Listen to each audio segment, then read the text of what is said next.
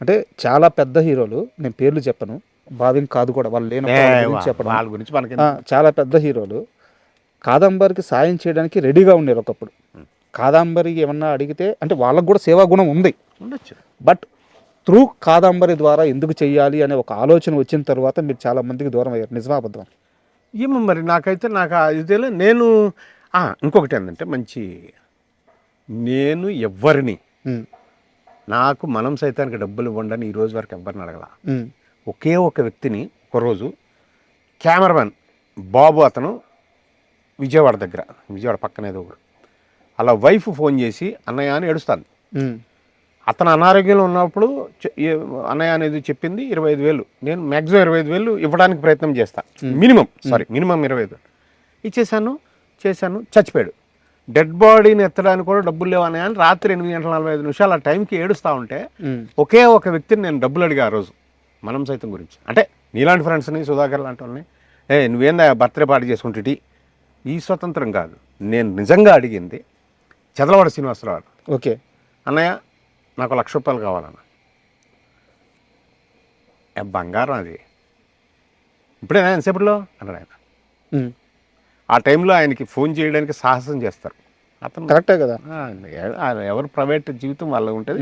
ఆయన నిద్రపోయే టైం కావాలన్నా నాకు ఇప్పుడు పొద్దున్న తీసుకో, నేను పంపిస్తాను, నీ దగ్గర పంపిస్తాలే అని పొద్దున్న ఆయన రమ్మన్నాడు. పొద్దున్న ఒక 9 o'clock వచ్చేసి ఆఫీస్. కానీ ఆయన 8:45 ఫోన్ చేసి నువ్వు రావద్దు, నేనే పంపిస్తాను నీ దగ్గర. కానీ నా దగ్గర పంపిస్తే ఆ డబ్బు అక్కడ పంపించా.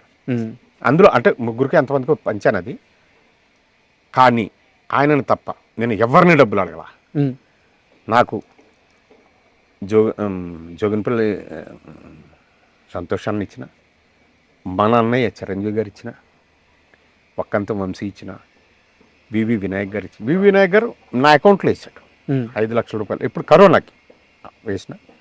ఎవరైనా వాళ్ళంతటి వాళ్ళు, మారుతి గారు వేసిన, రామజోగేశ్ శాస్త్రి గారు వేసిన, అనిల్ రావిపూడికి మన ఆర్టిస్ట్లోనే ఒక ఆర్టిస్ట్ కొడుకుని ఆస్ట్రేలియా పంపడానికి డబ్బులు లేకపోతే 50,000 అడిగితే 50,000 అతనికే పంపించా. అనిల్ రావిపూడి ఆయన ఇచ్చారు. ఓకే, తర్వాత హరీష్ శంకర్ గారు ఇచ్చిన.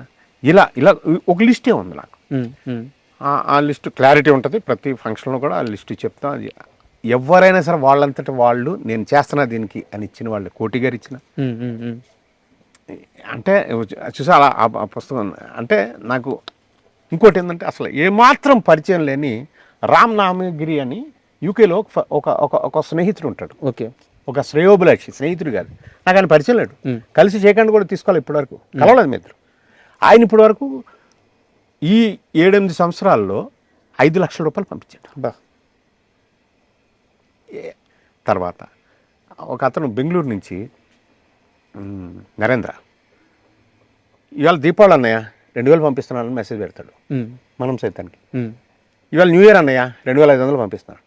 ఏదో ఒక ఇష్యూ వస్తుంది, ఆ ఇష్యూ నేను ఈ గ్రూప్స్లో పెడుతుంటాను. వీళ్ళని మాత్రం నేను ఏంటంటే ఏమైనా సాయం చేద్దాం బాస్, పలానా అనే వ్యక్తికి హాస్పిటల్ ఉన్నాడు, పలానా హాస్పిటల్ ఇన్ని లక్షలు అవుతుందంట, మనం ఏదైనా చేద్దాం బాస్, కాదంబరికి ₹1,000 అని ఇస్తా.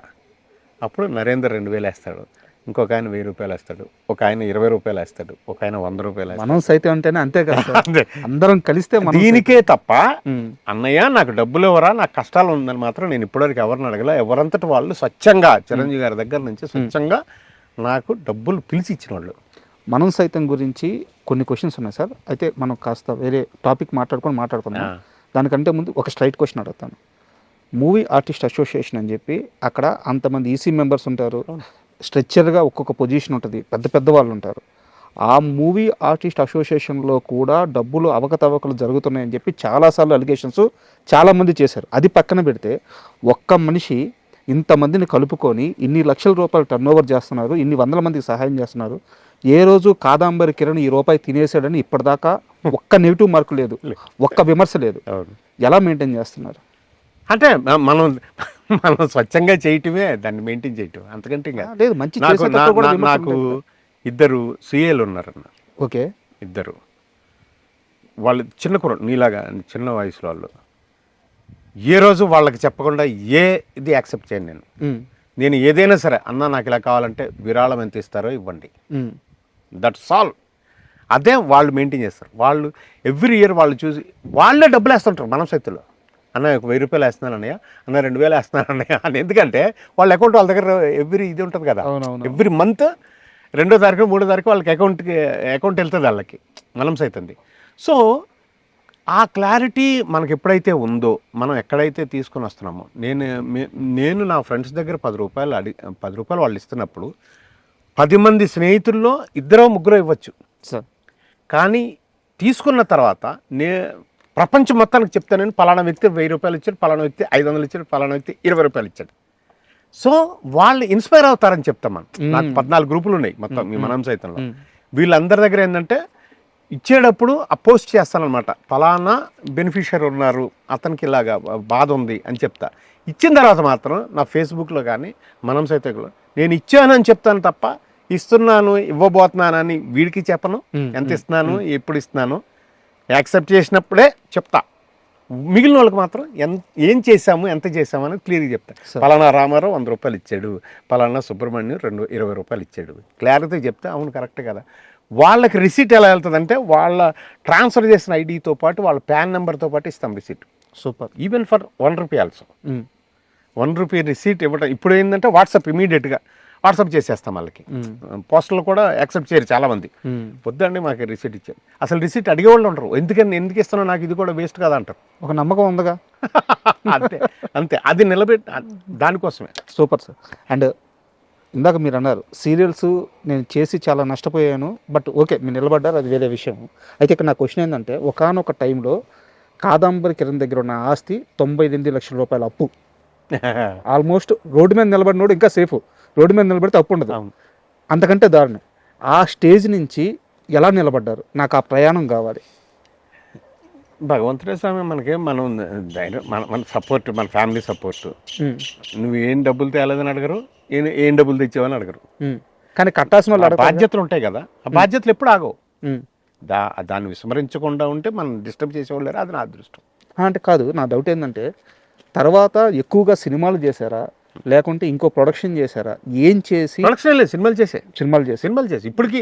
అంటే నాతో పాటు ట్రావెల్ అయిన వాళ్ళు చాలా మంది ఇళ్లలో ఉండిపోయారు, చాలా మంది చచ్చిపోయారు. అయ్యో, నేను ఇంకా కేబుల్ దొక్కుతానే ఉన్నాగా. అవును, నాకు ఇంకా అవకాశాలు ఇస్తున్నారు. అవును, అంతే, దాంతో సాటిస్ఫైడ్. అంతే. మనం ఓవర్ నైట్ సూపర్ స్టార్ అయిపోవాలి, ఓవర్ నైట్ మనం ఏదో అయిపోవాలి, ఓవర్ నైట్ ఇన్ని కట్టలు తీసుకెళ్ళాలి, నాకేం లేదు. ఈవేళ భగవంతుడు ఇచ్చాడా లేదా, నాకు అప్పు అయితే లేదు. ఏ రోజు భయపడలేదు సార్ అంత అప్పు? భయం మనం సైతం పెట్టక ముందు ఉండేది, ఉలిక్కుబడి లేవటాలు. ఎందుకంటే ఒక పక్క అచ్చుతూ చచ్చిపోవటం, ఇవన్నీ చూసిన తర్వాత బాధ్యతలు నెరవేర్చుకుంటాగానే ఏం పోతాం ఏంటి మనం ఎలాగని టెన్షన్ ఉండేది. మనం సైతం తర్వాత పోతే ఏంటి, వాడు పోలే వీడు పోలే, నడుస్తూ చచ్చిపోయారు కదా మన పక్కన కరోనాలో. సార్ మరి నువ్వు ఉన్నది ఎందుకు? ఉన్నంతకాలం నలుగురికి ఉపయోగపడితే మట్టి పరిస్థితిలో కష్టంలో ఉన్నవాడికి నాకేమైనా అయితే వీడు ఉంటాడు అనేది కావాలి. నాకేమైనా అయితే అంటే పోవటమేగా, పోయిన తర్వాత ఏమవుతుంది నీకు తెలుసా? సార్ వాడికి తెలియదుగా. కానీ వాడు పోయిన తర్వాత అంటే వాడికి ఏదైనా కష్టం ఉంటే వీడు ఉంటాడంట, ఆ నమ్మకం నిలబెట్టుకోవాలి. దానికి అదే నా పవర్ఫుల్, అదే నా పవర్ సార్. అంతే.